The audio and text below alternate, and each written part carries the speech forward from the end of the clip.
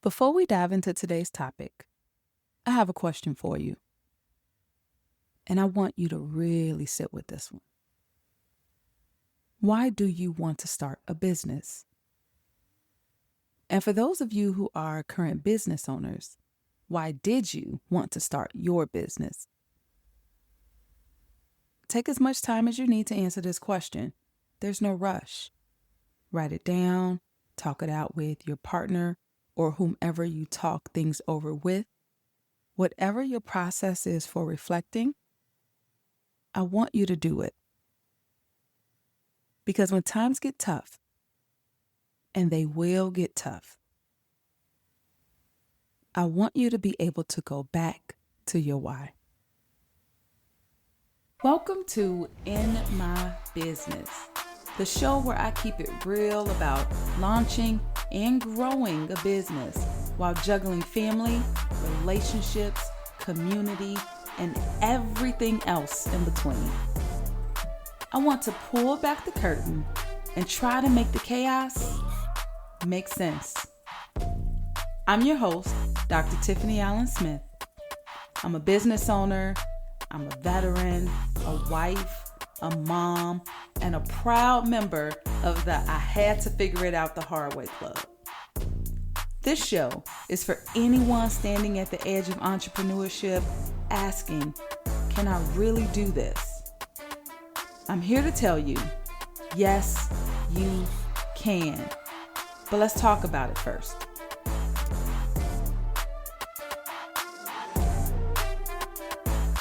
Today we're talking about finding and defining that foundation that will carry you through everything that's coming. But first, if you've tuned in, it's because you want to be in my business. So let me share a bit more about who I am and how I got here. Okay, I've worn a lot of hats throughout my professional career.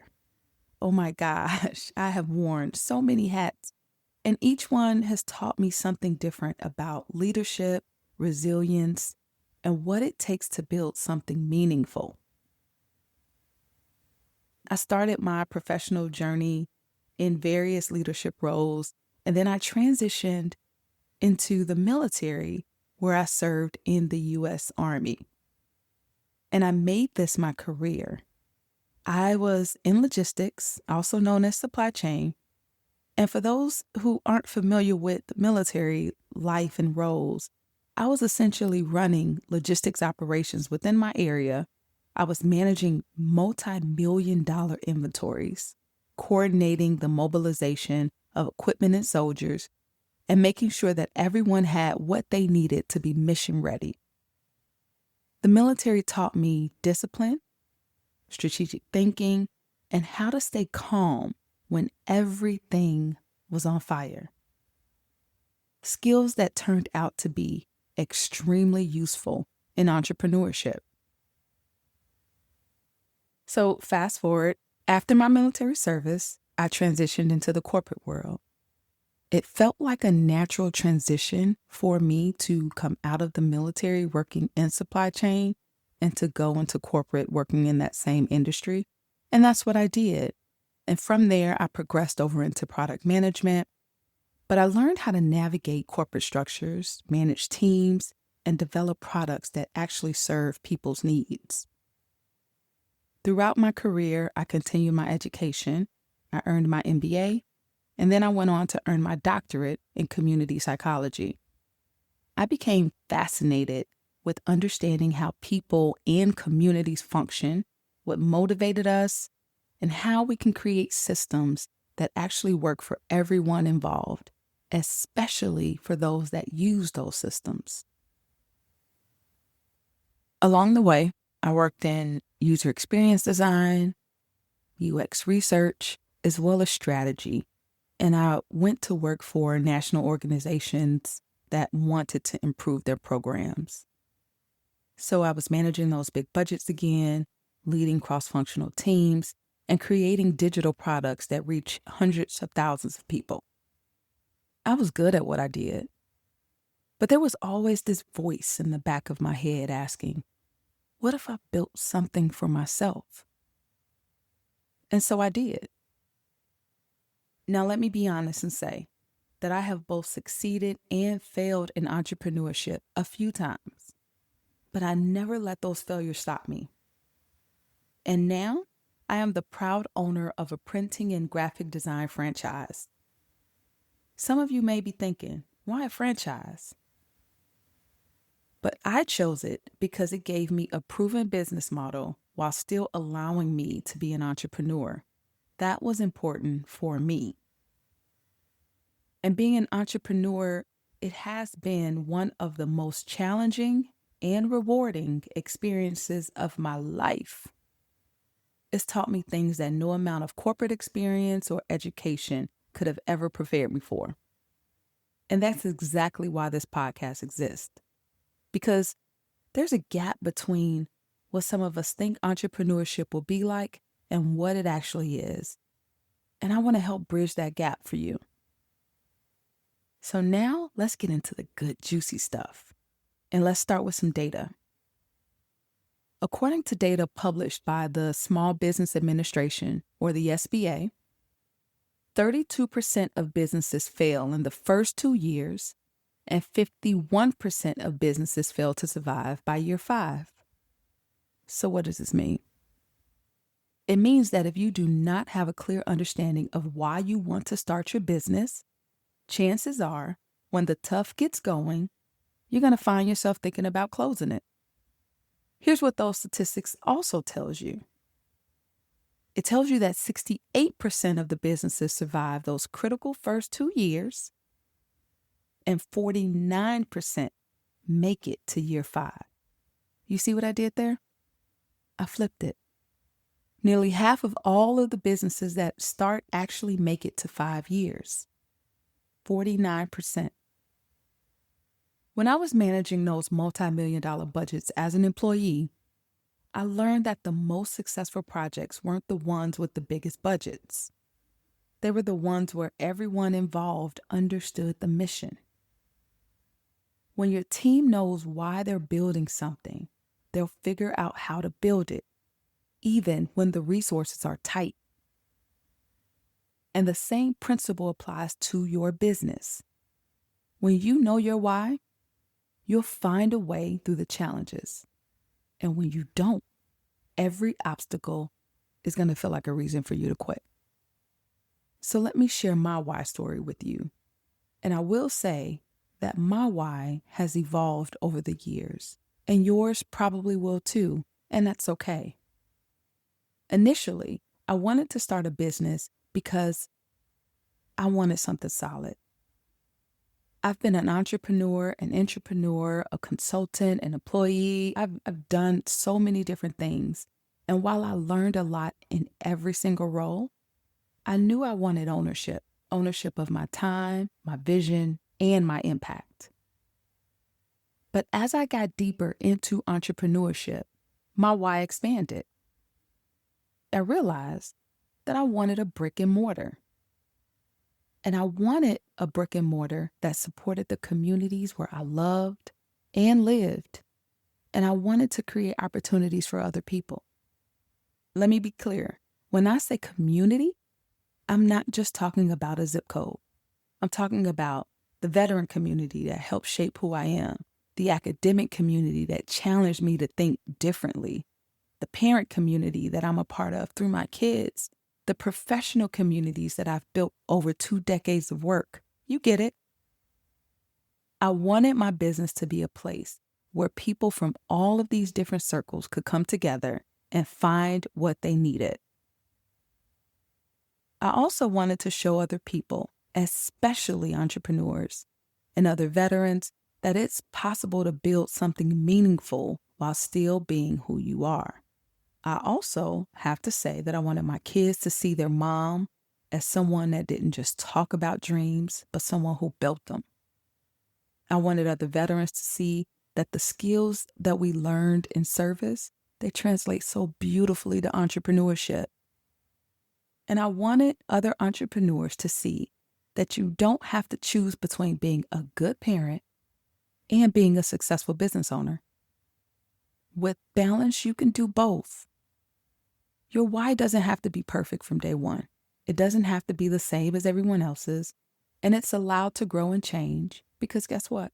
You will grow and change. But you do need to start somewhere, and you need that foundation to come back to when everything else around you feels uncertain. Now, I'm going to pause here to share a quick message on how you can become a sponsor to this great show. I'll be right back. Hey, entrepreneurs, you know what fuels great content? Amazing coffee or tea. And you could be the hero behind my next caffeinated breakthrough. If you want to power this podcast while getting your brand highlighted to our awesome community, let's team up. Sponsor my coffee and tea habit, and you'll get a business highlight during the show and in my blogs for the week. It's advertising, but way more fun and personal. Because let's be honest, behind every great podcast episode is someone who believed in caffeine. And hopefully that someone could be you. Are you ready to fuel the show? Reach out by visiting my website at drtiffscommunity.com and clicking on that sponsor button. Let's brew up something amazing together. Welcome back. Now, let's talk about planning, because this is where a lot of people get tripped up. Some of you may already have a plan. That's great. Some of you may already have a business. That's even better. But now you think you're all set, right? Wrong. Here's what I see happening. People either overplan to the point of paralysis, or they underplan and they hope that their motivation and enthusiasm was going to carry them through. And both approaches have issues. You see, the overplanners, they're going to spend so much time creating the perfect business plan that they never actually start the business. They know about every competitor already because they've researched every competitor. They've planned for every contingency, but they never take that leap. And then on the opposite side, the underplanners, they jump in with that enthusiasm, but they dive in head first. They don't have a strategy. They figure that they'll solve problems as they come up. They react to everything as it comes. And while there's something so beautiful about having that level of optimism, it often leads to burnout, and it's not sustainable over the long run. Here's my suggestion. If you're an overplanner, maybe you should find someone who is an underplanner, someone that doesn't mind going out there, diving right into things. Maybe that would be the balance that you need for your business to get started and to take off. And the same goes if you identify as someone that just likes to go out there and hard charge and dive right into projects. Maybe you should find someone that is more of a planner, that has that direction so that you're not just reacting to everything. Because what I will say is that you need a healthy balance of those two things. You need to have a plan, but you also need to have the motivation and the enthusiasm to execute it as well. I'm going to do something here, and I'm going to ask a series of questions. We can deep dive into some of these questions in later episodes, but I want you to start wrapping your mind around some of this stuff. So I'm going to call this my quick fire round of questions. Here we go. How much money do you actually need to start the business? Where will that money come from? How long can you survive without making a profit? What's your backup plan when revenues aren't as expected? Who exactly is your customer? What problem are you solving for them? Who else is solving this problem, and how are you different? How will people find out about you? What equipment or systems do you need to operate your business? How much do they cost? What skills do you need to develop? What skills can you hire for? If you're hiring people, how much will you pay them? How will you handle the business operations that you've never done before? All right, that's it. My quick fire round is done, and I hope your wheels are turning. Here's something I wish someone had told me more clearly in the beginning when I first started entrepreneurship, because I have to admit that I didn't know what I didn't know.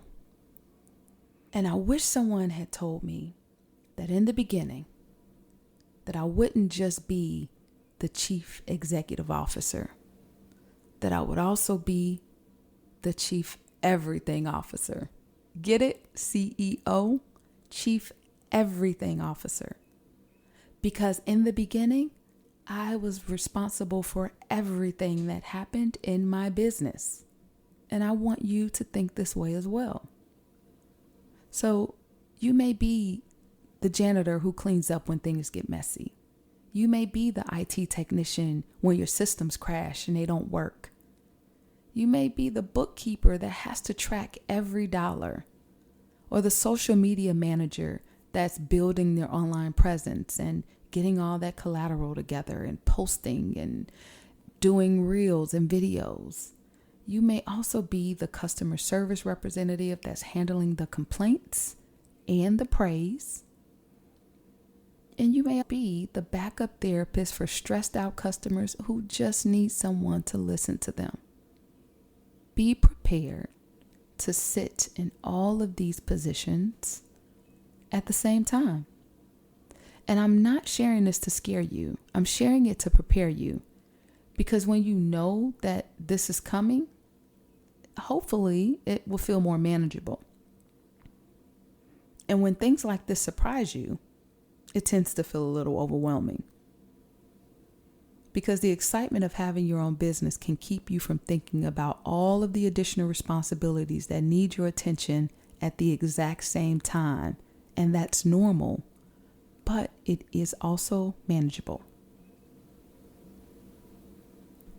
One of the biggest shifts that I had to make was a mental one, and it was celebrating the small victories along the way. I had to become comfortable being a beginner at a lot of things, which meant that when I learned something new, I needed to pause for a moment to acknowledge that. And you know what? That's actually been one of the most rewarding parts of this journey, because I've learned skills I never thought I'd need. I've solved problems I never imagined that I'd face, and I've discovered strengths I didn't even know I had. One of my all-time favorite quotes is by Dr. Maya Angelou, and she said, "I have learned that I still have a lot to learn." And let me tell you this. If you are listening to this podcast, you are the right person for this, because you understand that learning is at the very core of your business. You're learning to solve a problem. You're learning to help a community. You're learning to generate revenue. I underestimated the challenges that I would face while building my business. I knew that challenges would come, but everything that I planned and braced myself for, guess what? It didn't happen. The things that I never thought about, or especially the things that I thought I had more time to figure out, well, I messed around and I found out. So listen, I want you to build something that lasts and keep a leveled focus on what may be coming on the horizon for your business. And this isn't to discourage you, but to prepare you for these ebbs and these flows, because that's what's going to happen. It's going to ebb and flow. You're going to have good days and you're going to have bad days. I want you to be in the 68% of businesses that stay open within the first 2 years, and the 49% that stay open in the first 5 years. So here's the takeaway. A business, such a powerful move. But before you do anything else, ask yourself, why do I want to start a business? What am I really building? What kind of life do I want this business to support for me? And am I clear on what success actually looks like for me? You don't have to figure this out alone. You have this podcast now. It's your corner. It's your community. it's your business. You can connect with me at Dr. Tiff's community with your why. I want to hear what's driving your entrepreneurial dreams. Until next time, entrepreneurs, thanks for being in my business. If this episode made you nod, think, or resonated with you in any way, please share it with someone who needs to hear it. And don't forget, leave me a review, share some questions, and come back next week. We've got more to talk about.